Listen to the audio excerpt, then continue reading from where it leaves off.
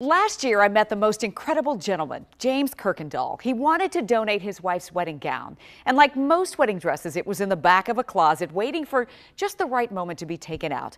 Well, that moment came when Mr. Kirkendall learned his beloved Virginia's gown could be put to good use for some angels. Ardelia Gonsalves explains. I just wanted to see her smile. Do you remember when we fell in love? This is a love story.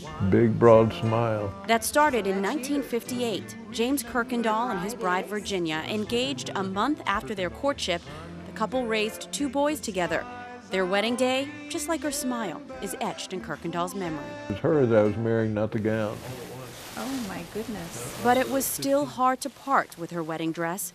Virginia passed away 8 years before Kirkendall walked into our doors at WUSA 9, her precious gown in hand, ready to donate to families in need.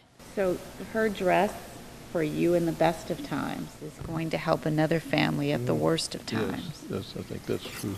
WUSA 9 collected nearly 400 wedding gowns that day, dresses donated to Forever Angels of Virginia, each to be transformed into mini burial outfits for infants lost through miscarriage, stillbirth, or death. The infant gowns will be gifted to grieving families. Mr. Kirkendall, are you ready to see your gowns? Yes. A year later, Kirkendall traveled to Frederick County, Virginia to see what was created out of his wife's wedding gown, plus a party dress he also donated. They are tiny. 31 tiny infant burial gowns for baby boys and baby girls. Some so small, only a pocket would fit. Mini booties, the smallest of diapers. I cried, and I just held it in my hand. From the lace to the silk. The gowns itself, the sheen. Even the green from Virginia's party dress. These infant gowns all contain pieces of the special outfits she wore for that memorable winter wedding. The whole day is very nostalgic. It is hard to say goodbye to the love of your life, who gave you 51 wonderful years of marriage. It was Kirkendall's unwavering dedication for his wife that spoke to Sherry Heichman. She's the seamstress who requested to transform Virginia's gowns. There's a tag with each, and they have Forever Angels of Virginia, and then the seamstress, and then the bride's name. Thanks to you, Forever Angels of Virginia received so many gowns, they've moved out of the basement into a storage unit. They've also added 22 more seamstresses. When I know that I'm making it for a certain baby, there's a lot of tears shed over that one. It's hit close to home, so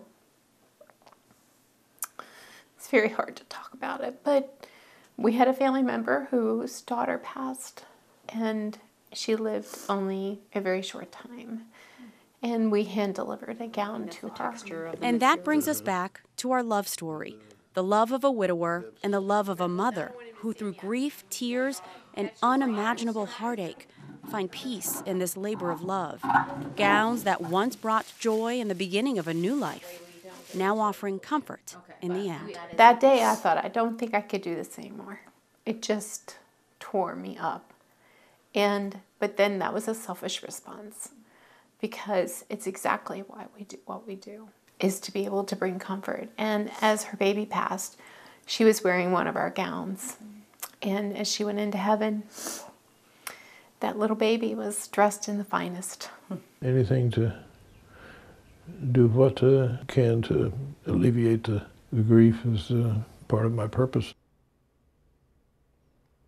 Those infant gowns are free to grieving families, and the seamstresses who donate their time and make them are constantly in need of materials, ribbons, thread, sewing machine parts. So if you'd like to learn about how you can help, we've got details on our WUSA 9 mobile app.